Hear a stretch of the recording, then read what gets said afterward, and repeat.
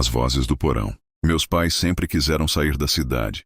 Diziam que a vida lá estava nos matando aos poucos. Então, quando encontraram uma casa de campo antiga por um preço bem abaixo do mercado, acharam que era um sinal. Eu não achei. Na verdade, desde a primeira vez que vi aquele lugar, senti um aperto no estômago que nunca passou. A casa era enorme, velha, com um cheiro de madeira molhada que nunca saía. No começo parecia até charmosa, mas havia algo errado nela. Algo que ninguém queria admitir. Na cozinha, o chão rangia mais forte que em qualquer outro lugar. Eu e minha irmã jurávamos ouvir sons vindos de baixo como se houvesse espaço vazio sob nossos pés. Foi quando encontramos a porta lateral. O porão. Não era um porão comum. A porta estava presa com correntes grossas e cadeados enferrujados, como se alguém tivesse feito de tudo para que ela jamais fosse aberta. Não era trancada por dentro. Era trancada para que ninguém de fora a libertasse. Na primeira noite ouvi. Estava quase dormindo quando uma voz fina, infantil, atravessou o silêncio da madrugada. Socorro! Alguém me ajuda! Pensei que fosse um sonho, até ouvir de novo, dessa vez mais nítido. Está tão escuro aqui embaixo. Chamei minha irmã. Ela também ouviu. O som vinha do chão, do porão. No dia seguinte, encontramos uma grade de ventilação do lado de fora da casa, quase escondida pelo mato alto. Eu juro por Deus, quando me aproximei, vi pequenos olhos na escuridão, olhando de volta. Talvez sejam crianças presas. Minha irmã disse. Mas como? Quem deixaria crianças presas num porão, em uma casa abandonada por décadas? Ninguém acreditaria, então guardamos isso só para nós. Até que as correntes começaram a se soltar sozinhas. Na terceira noite, acordei com o som metálico ecoando pelo corredor. Fui ver. Um dos cadeados estava no chão, aberto, não quebrado, aberto, e junto veio o cheiro. Um odor podre, de coisa morta e úmida. Minhas mãos tremiam quando contei aos meus pais, mas eles riram, disseram que era só ferrugem. Só que na noite seguinte, uma voz sussurrou bem ao lado da cama da minha irmã. Você vai brincar com a gente? Ela gritou. Ninguém dormiu mais naquela madrugada. Na manhã seguinte, meu irmão mais velho pegou uma ferramenta e forçou o resto dos cadeados. Disse que precisava saber. Eu implorei para não fazer isso, mas ele não ouviu. Quando a última corrente caiu, a porta se abriu sozinha, rangendo, como se a casa tivesse esperado aquele momento. Um ar gelado subiu das escadas, junto com um silêncio pesado. Apontamos a lanterna. As paredes de pedra estavam riscadas, como se unhas pequenas tivessem arranhado por anos. E então vimos olhos. Dezenas deles brilhando no escuro. Pequenas silhuetas surgiram, paradas no fim da escada. Crianças, mas não eram crianças normais. Seus rostos estavam cobertos de sombras, suas bocas abertas em sorrisos impossíveis, largos demais. Finalmente. Uma delas disse. Saímos correndo, mas as portas não abriam. Nenhuma delas.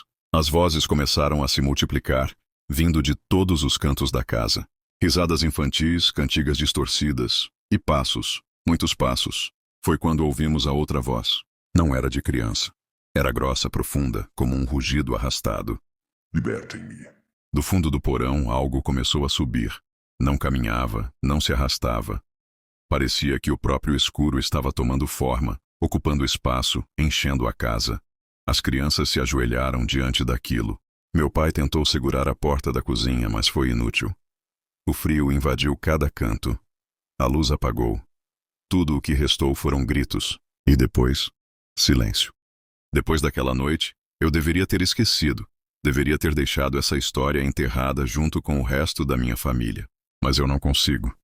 O problema é que ninguém acredita em mim. E às vezes eu mesmo me pergunto se não enlouqueci. O que aconteceu na casa não terminou quando o porão foi aberto. Aquilo foi só o começo. Depois que eles saíram das escadas, não lembro muito bem o que aconteceu. Minha memória é falha, como se tivesse sido apagada à força. Só me lembro de frio, gritos e um silêncio tão pesado que parecia me sufocar.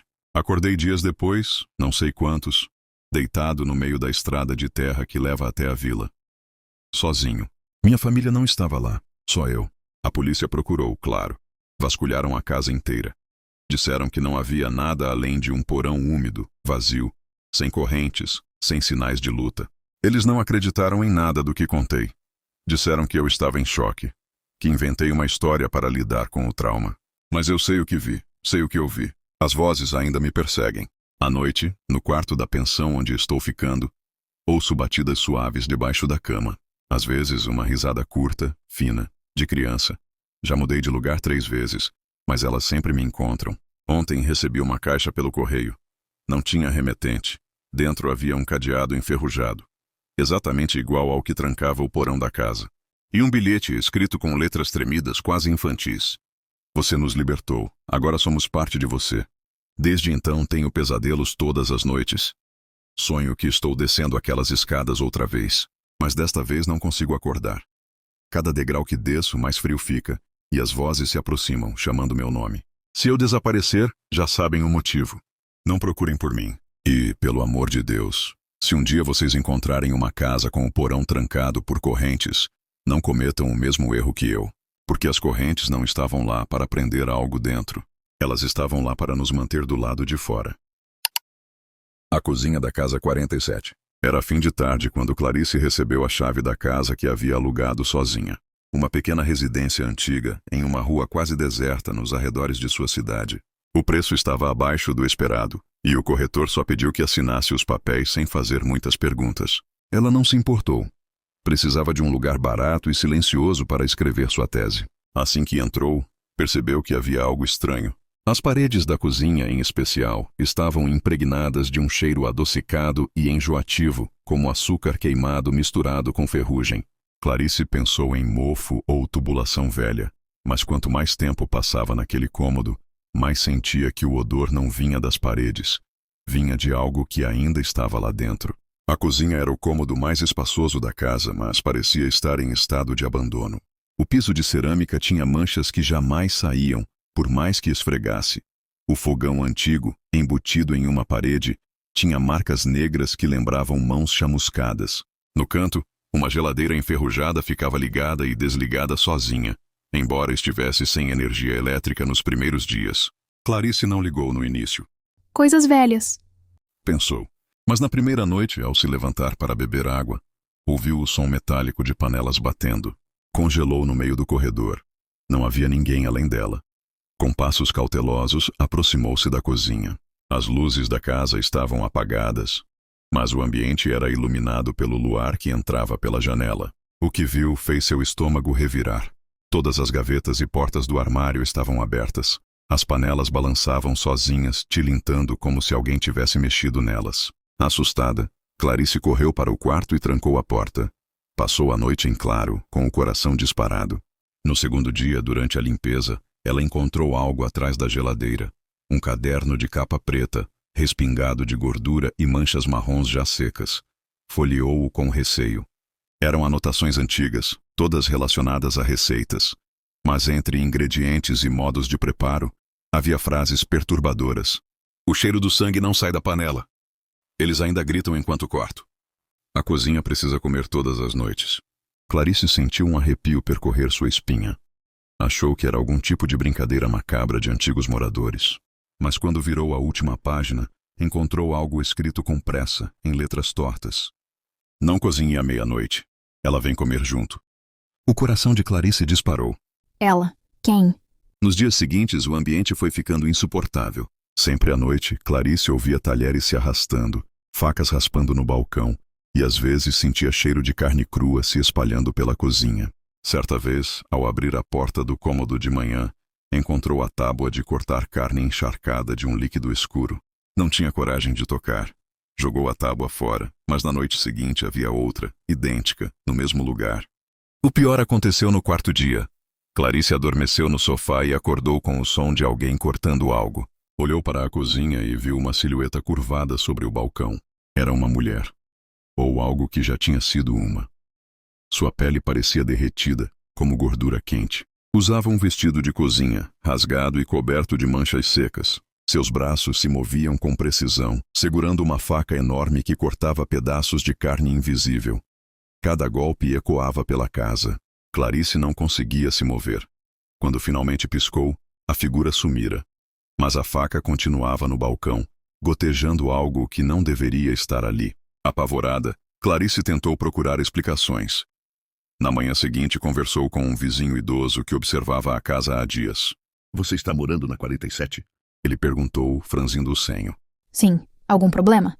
Respondeu Clarice. Essa cozinha. Ele hesitou. A última família que morou lá desapareceu.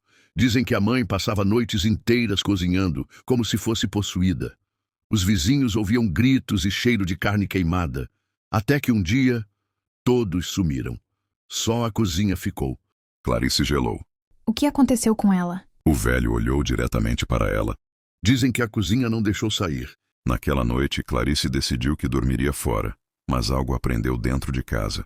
Todas as portas estavam emperradas, como se coladas. O telefone não funcionava. A única parte acessível era a cozinha, de onde vinha o som de água fervendo. Quando entrou, encontrou panelas no fogão, todas cheias de líquidos escuros que borbulhavam. No centro da mesa havia pratos dispostos como se alguém tivesse preparado um banquete. Só que não havia comida normal. Eram pedaços de carne retorcida, ossos e até o que pareciam unhas humanas. Um sussurro percorreu o ambiente. Sente-se, vamos jantar. Clarice gritou, derrubou os pratos e correu para o quarto, trancando-se mais uma vez. Mas dessa vez não estava sozinha.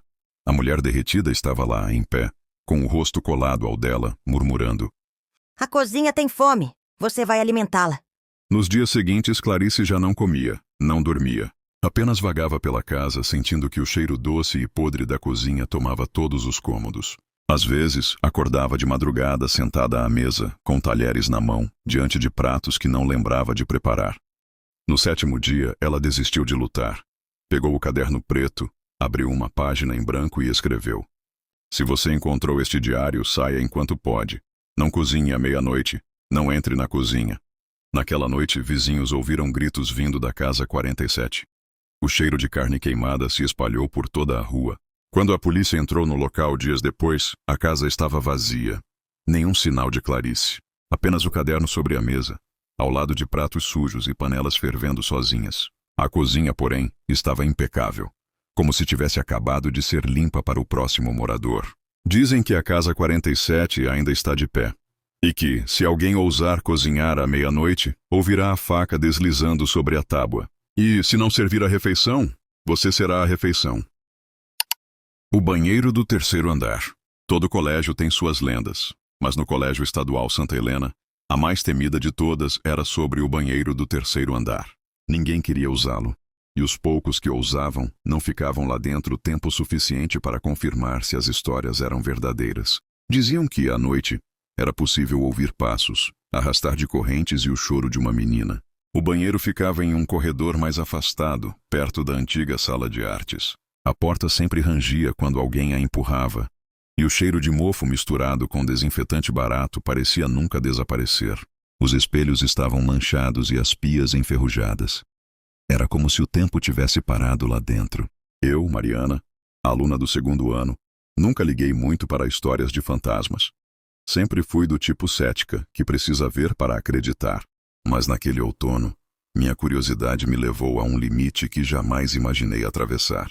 Tudo começou quando encontrei um caderno velho atrás do armário de matemática. A capa estava rasgada, e nas primeiras páginas havia anotações sobre provas e tarefas, mas logo o conteúdo mudava.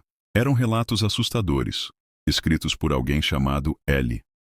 Um aluno que falava sobre vozes vindas do banheiro do 3º andar. Ele dizia que toda vez que olhava para o espelho, o reflexo sorria de volta para ele, mesmo quando não estava sorrindo.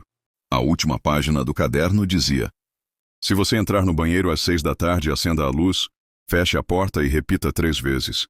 Eu vejo você. Ela virá. Mas não olhe nos olhos. Nunca olhe nos olhos. Ri sozinha ao ler aquilo. Parecia uma brincadeira idiota de criança, mas a curiosidade me corroía. No dia seguinte decidi testar. Era uma sexta-feira. Esperei o colégio esvaziar. As luzes do corredor já estavam apagadas, e apenas um fiapo de luz do pôr do sol atravessava as janelas altas. Meu coração acelerava enquanto subia as escadas até o 3º andar. Cada passo ecoava como se o prédio inteiro soubesse o que eu estava prestes a fazer. Quando empurrei a porta do banheiro, o som estridente das dobradiças enferrujadas me fez estremecer. Entrei, acendi a luz e fechei a porta. O silêncio era tão denso que eu podia ouvir minha própria respiração. Aproximei-me do espelho rachado. Minhas mãos tremiam. Respirei fundo e disse: Eu vejo você. Eu vejo você. Eu vejo você. No início, nada aconteceu. Suspirei aliviada, pronta para ir embora. Mas quando me virei para a porta, ouvi um estalo atrás de mim. Olhei para o espelho. Meu reflexo não estava mais me imitando. Eu estava de costas para o vidro, mas meu reflexo ainda olhava diretamente para mim e sorria. Gelei. O sorriso era largo demais, os dentes muito brancos, os olhos negros, fundos, como se o rosto tivesse se transformado em uma máscara.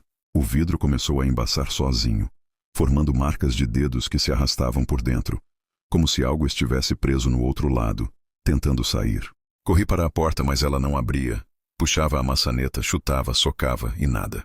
O espelho começou a trincar ainda mais, cada fissura ecoando como ossos quebrando.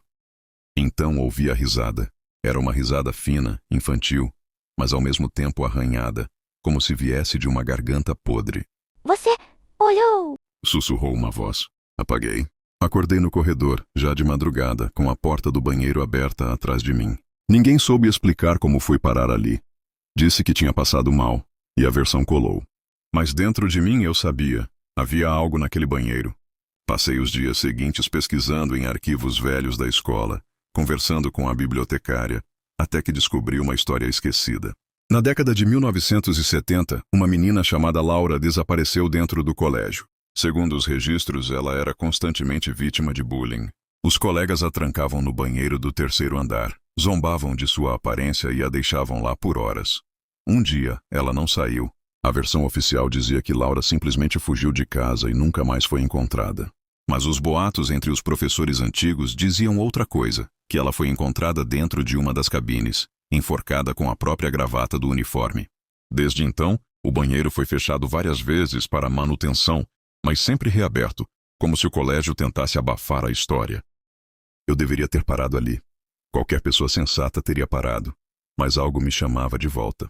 Talvez fosse o caderno, talvez fosse a sensação de que Laura ainda estava presa lá dentro. Voltei na semana seguinte, no mesmo horário. Quando entrei, o ambiente estava ainda mais pesado. O ar parecia denso, e o cheiro de ferro, como sangue velho, impregnava minhas narinas. Não precisei nem repetir o ritual. O espelho começou a vibrar sozinho. Minha imagem se distorceu, como se estivesse derretendo. De repente, vi atrás do meu reflexo uma figura parada na cabine do fundo. Uma menina de uniforme antigo, cabelos molhados cobrindo o rosto. Ela ergueu a cabeça. Por que voltou? Com a voz ecoando como se viesse de dentro da minha própria mente. Não consegui responder. Meu corpo estava paralisado. Laura saiu da cabine, mas não caminhava. Flutuava, arrastando os pés sem tocar o chão.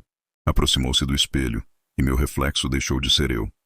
Agora era ela quem me encarava, com olhos vazios e pele pálida. Tentei fechar os olhos, mas eles não obedeciam. O reflexo sorriu novamente. Troca! O vidro estourou. Na manhã seguinte, acordei na minha cama. Ou pelo menos achei que tinha acordado. Algo estava errado. O quarto parecia invertido. As coisas estavam no lugar certo, mas em uma versão distorcida. Como se eu estivesse em um reflexo do meu mundo. Corri para o banheiro de casa e encarei o espelho. O que vi não foi meu rosto.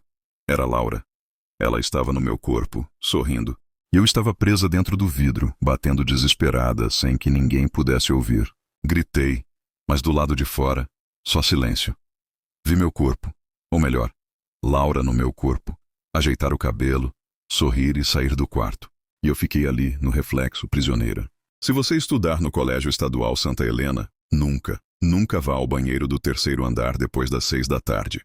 Não olhe para o espelho, não diga nada. E, pelo amor de Deus, nunca olhe nos olhos dela. O quarto 27, o Hotel Montclair Palace, foi inaugurado em 1928, em uma pequena cidade do interior, na beira de uma estrada quase esquecida pelo tempo. Durante décadas, abrigou viajantes, famílias e homens de negócios que buscavam descanso em meio ao silêncio rural. Porém, no início da década de 60, uma tragédia selou o destino do edifício. Um hóspede do quarto 27 desapareceu misteriosamente. Desde então, a porta foi trancada, e ninguém jamais voltou a usá-lo. O hotel fechou as portas pouco tempo depois, deixando para trás corredores empoeirados, móveis carcomidos e rumores que se espalharam como praga. O hóspede nunca fez check-out. Anos mais tarde, com o lugar abandonado e entregue ao mato, e as histórias de fantasmas, um grupo de exploradores urbanos decidiu entrar. Rafael era obcecado por locais abandonados. Estava sempre com sua câmera de filmagem e lanternas de LED. Junto com ele foram Clara, sua namorada, fascinada por histórias sobrenaturais. Diego, amigo de infância, mais cético, sempre zombando das lendas. Lívia, irmã de Rafael, que hesitava, mas não queria perder a oportunidade de documentar algo real. O portão de ferro estava caído, e o vento uivava entre os vidros quebrados. O saguão, outrora luxuoso, agora era um esqueleto do passado. Lustres enferrujados pendiam como ossos, sofás rasgados exalavam o cheiro doce de mofo, e o balcão de recepção ainda guardava o livro de hóspedes, páginas amareladas que se desfaziam ao toque.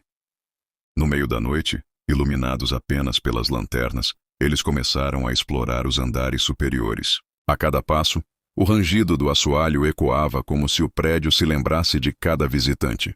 No segundo andar, um detalhe chamou a atenção. Todas as portas estavam entreabertas, exceto uma.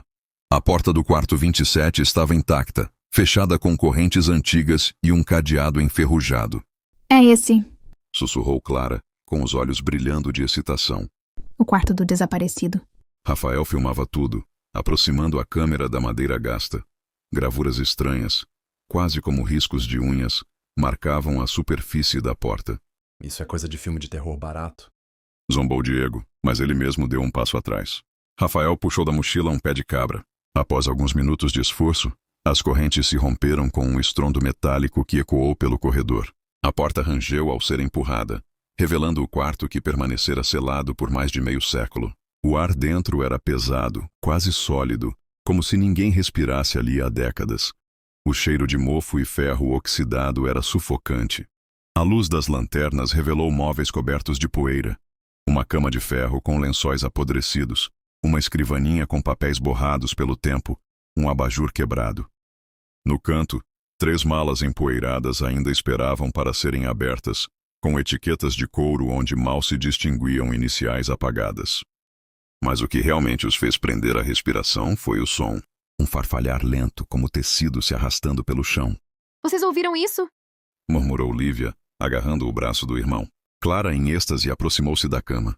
Ali repousava uma sombra encurvada. Ao iluminar com a lanterna, viram claramente a forma de um homem sentado, cabeça baixa, mãos sobre os joelhos, como se nunca tivesse saído dali.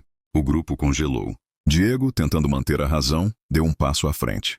Deve ser um manequim. Mas então a figura moveu a cabeça, revelando olhos ocos, negros como poços sem fundo. O homem ergueu lentamente o rosto. Sua pele era fina como papel, quase translúcida, colada sobre ossos amarelados. Quando abriu a boca, o som era um sussurro arrastado. Vocês vieram tarde. A lanterna de Clara falhou, piscando. Rafael, trêmulo, manteve a câmera apontada para a criatura. Quem é você? Gaguejou. Eu sou o hóspede. Nunca saí. Nunca sairei. A figura se levantou, os ossos estalando como madeira seca. Sua altura era desproporcional, a sombra se alongando pelas paredes, engolindo o espaço. De repente, o quarto pareceu se fechar sobre eles. A porta atrás bateu sozinha, trancando-se. O ar tornou-se gélido. As malas no canto começaram a tremer, abrindo-se sozinhas. Dentro, roupas antigas estavam manchadas de sangue escurecido. Um cheiro metálico invadiu o quarto. Clara gritou ao ver uma das malas se mexendo. Algo rastejava de dentro, como braços deformados tentando escapar. Lívia começou a bater na porta, mas a madeira não cedia. Diego, em pânico, avançou contra a figura e tentou golpeá-la com o pé de cabra. O objeto atravessou o corpo como se fosse feito de névoa. Mas Diego foi lançado contra a parede, o impacto quebrando-lhe várias costelas. O hóspede se aproximou e o sussurro encheu o quarto. Quem entra aqui nunca sai. Rafael, desesperado, percebeu que o abajur estava conectado a uma tomada ainda funcionando. Num ato instintivo, arrancou os fios e os encostou na porta de madeira, provocando faíscas que atearam fogo à moldura. A fumaça tomou o quarto. O hóspede gritou, um som agudo que parecia vir de todos os lados. No caos, a fechadura cedeu e Lívia conseguiu abrir uma brecha para escapar. Eles correram pelo corredor, arrastando Diego ferido, enquanto o fogo consumia a entrada do quarto. Atrás deles, o rugido do hóspede ecoava, cada vez mais distante, até se perder no estalar das chamas. Dias depois, bombeiros chegaram ao local. O segundo andar estava parcialmente queimado, mas o quarto 27 permanecia intacto, sem marcas de fogo, como se nada tivesse acontecido. Na internet, o vídeo de Rafael circulou brevemente antes de ser removido por violação de conteúdo. Apenas algumas capturas de tela restaram, mostrando um vulto humano de olhos negros e um grupo em pânico. Rafael nunca mais falou sobre o ocorrido. Clara desapareceu um mês depois. Diego morreu de complicações internas. Lívia mudou-se de cidade, mas jurava ouvir sussurros à noite, sempre repetindo a mesma frase. Quem entrar aqui, nunca sai. O Montclair Palace continua abandonado. O quarto 27 segue trancado, sem sinais de incêndio ou danos. Exploradores que passam pela estrada juram ouvir batidas suaves vindas de dentro. Outros dizem ver uma sombra sentada à beira da cama pela janela quebrada. O hóspede ainda espera, e ele nunca fez check-out. Os rumores sobre o vídeo de Rafael se dissiparam com o tempo, mas não o suficiente para enterrar o nome do Montclair Palace. Exploradores curiosos continuavam a visitar o local, mesmo após os incêndios parciais. Porém, ninguém ousava se aproximar do quarto 27. Lívia, anos depois, ainda era atormentada pelas vozes. Dormia com a televisão ligada, tentando abafar os sussurros que pareciam se arrastar pelas paredes do apartamento. Uma noite, exausta, adormeceu diante da tela azulada. Quando acordou, percebeu algo diferente. A televisão não transmitia mais estática, mas a imagem trêmula de um quarto empoeirado. A câmera parecia estar posicionada diante de uma cama de ferro enferrujada. O sangue dela gelou. Ela reconheceu aquele lugar. Na tela, as malas no canto começaram a se abrir sozinhas. Um vulto surgiu, caminhando em direção à câmera. Antes que pudesse distinguir o rosto, o aparelho desligou abruptamente. No silêncio, Lívia ouviu o eco de uma voz baixa quase dentro de sua cabeça. Quem entrar aqui, nunca sai. Dias depois, sem conseguir suportar os ataques noturnos, Lívia decidiu voltar ao Montclair Palace. Talvez encarar o quarto fosse a única forma de quebrar a ligação. O hotel estava ainda mais degradado, janelas destruídas, o teto prestes a ceder, corredores cobertos de fungos e trepadeiras. Mesmo assim, a estrutura principal ainda resistia, como se fosse sustentada por algo além de concreto. Subiu as escadas com uma lanterna fraca e encontrou a porta do quarto 27 novamente fechada, intacta, sem sinais de queimadura. O cadeado, curiosamente, estava novo, brilhando no escuro, como se tivesse sido colocado recentemente. O coração de Lívia disparou. Ela sabia que alguém, ou algo, não queria que entrassem, mas também sabia que era a única forma de acabar com aquilo. Com mãos trêmulas, golpeou o cadeado com uma pedra até que se partisse. A porta rangeu, abrindo-se como se nunca tivesse sido forçada antes. O quarto estava exatamente igual àquela noite. Cama coberta de pó, malas empilhadas no canto, cortinas pesadas, o ar impregnado de mofo e ferro. Só que desta vez havia algo novo. Na parede, acima da cama, palavras rabiscadas em carvão. Você voltou. A lanterna falhou por alguns segundos. Quando voltou, a cama não estava mais vazia. Sobre ela, repousava a silhueta de um corpo, imóvel, coberto por um lençol amarelado. Lívia sentiu a garganta fechar. Aproximou-se devagar, contra a própria vontade, como se algo a conduzisse. Puxou o lençol com um movimento rápido. Debaixo dele não havia ossos, nem manequim. Havia uma câmera antiga, apontada diretamente para a porta. A fita ainda girava, gravando. As malas começaram a bater, tremendo como se alguém estivesse preso dentro delas. O quarto vibrou, o chão rangendo. A porta se fechou com um estrondo, prendendo Lívia. Nunca sai. Murmurou a mesma voz, desta vez clara e próxima. A câmera ligou sozinha. No visor, Lívia pôde ver a si mesma, em tempo real, parada diante da cama, com os olhos arregalados. Mas algo estava errado. Na gravação, havia uma segunda figura atrás dela, alta, esguia, de olhos ocos. Ela girou rapidamente, mas não havia ninguém.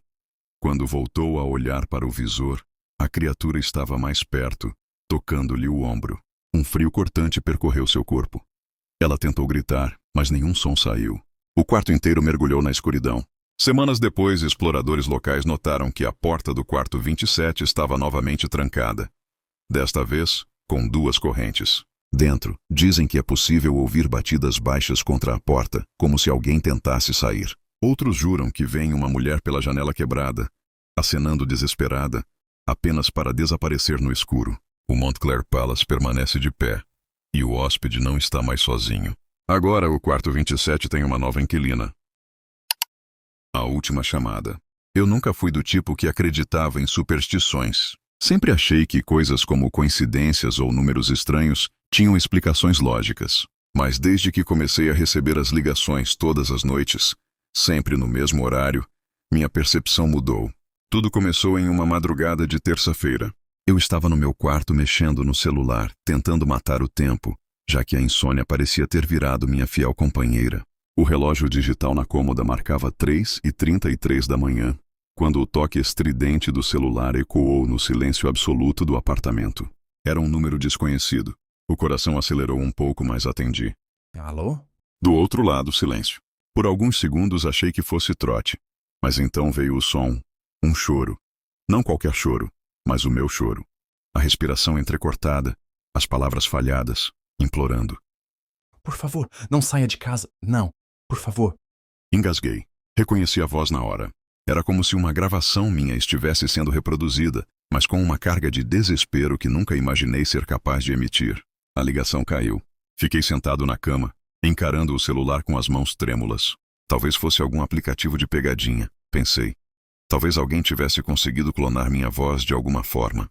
Eu tentava encontrar uma explicação, mas nada fazia sentido. Na noite seguinte, aconteceu de novo. Mesmo número, mesmo horário, a mesma súplica desesperada.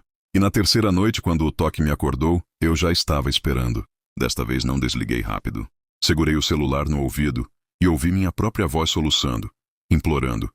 Até que por um segundo, entre as palavras repetitivas, ouvi algo diferente. Eles estão esperando lá fora. Não saia. Eles. O frio percorreu minha espinha. Resolvi investigar. Passei o dia tentando rastrear o número, mas não havia registro de ligações recebidas. Nem mesmo no histórico. Era como se nunca tivesse tocado. Contei a um amigo próximo, Diego, que sempre foi mais cético do que eu. Ele riu da minha cara, dizendo que eu estava surtando de sono. Cara, 3h33 é conhecida como a hora morta. Você deve ter lido isso em algum lugar e agora sua mente está pregando peças. Mas eu ouço minha própria voz. Não tem como ser só minha imaginação. Ele deu de ombros. Então atende amanhã no Viva Voz que eu vou estar aqui contigo. Quero ouvir também. E assim combinamos. Naquela noite, Diego veio dormir no meu apartamento. Colchão no chão, cerveja e videogame até tarde. Quando o relógio piscou 3h33, o celular vibrou na mesa de cabeceira. Diego se endireitou, olhando incrédulo. Eu atendi e coloquei no Viva Voz. Do outro lado, a mesma cena. A minha voz chorando, implorando. O desespero soava real, mais real do que nunca. Não sai, não sai, não sai de casa, por favor. Diego ficou branco.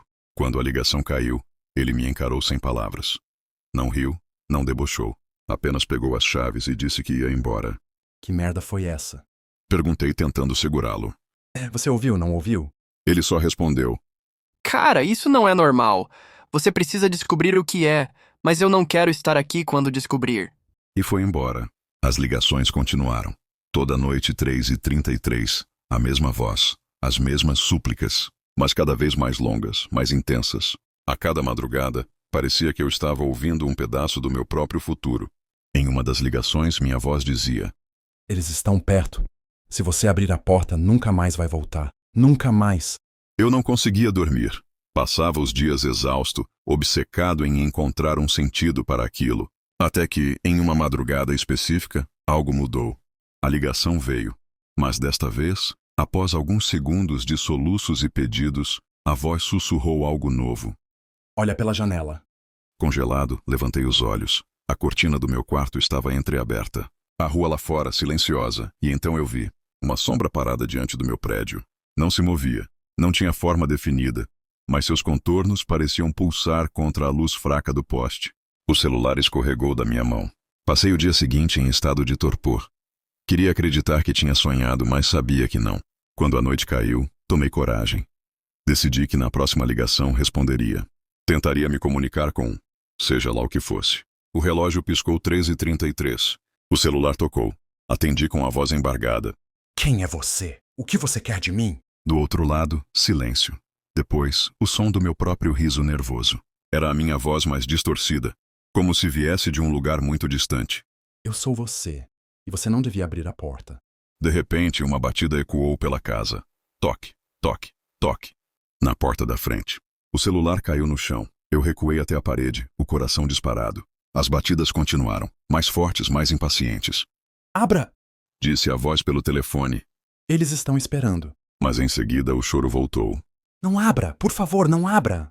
Eu estava preso entre duas versões da minha própria voz. Uma me pedindo para abrir, outra implorando para não fazê-lo. A maçaneta da porta girou sozinha. O tempo pareceu parar. Eu sabia que, se não agisse, algo entraria por aquela porta. Mas também sabia que, se obedecesse aos avisos da voz, ficaria preso em um ciclo interminável de medo. Caminhei em direção à porta com as pernas trêmulas, o telefone ainda no chão, reproduzindo meu próprio choro. Coloquei a mão sobre a maçaneta. Atrás da porta, silêncio absoluto. E então ouvi baixinho bem no meu ouvido, como se a voz viesse de dentro de mim. Agora é a sua vez. Girei a maçaneta. Não lembro exatamente o que vi. Talvez minha mente tenha bloqueado. Tudo que recordo é uma escuridão densa, quase sólida, que me engoliu por completo. Acordei no chão da sala, horas depois, com o sol entrando pela janela. O celular estava ao meu lado, mas a tela estava trincada. Não havia registro de chamadas, como sempre. Porém, desde aquela noite eu carrego uma sensação constante de que algo está do lado de fora, me observando. Eu nunca mais ouvi o telefone tocar às 3h33, mas às vezes, quando passo diante do espelho, vejo meu reflexo com alguns segundos de atraso. E ele está sempre chorando. Escrevo isso como um aviso. Se você algum dia receber uma ligação às 3h33 de um número desconhecido, não atenda. Se atender, não responda. E acima de tudo, nunca, jamais, abra a porta. Porque talvez não seja apenas um aviso. Talvez seja você, do futuro, tentando te salvar. Ou te condenar.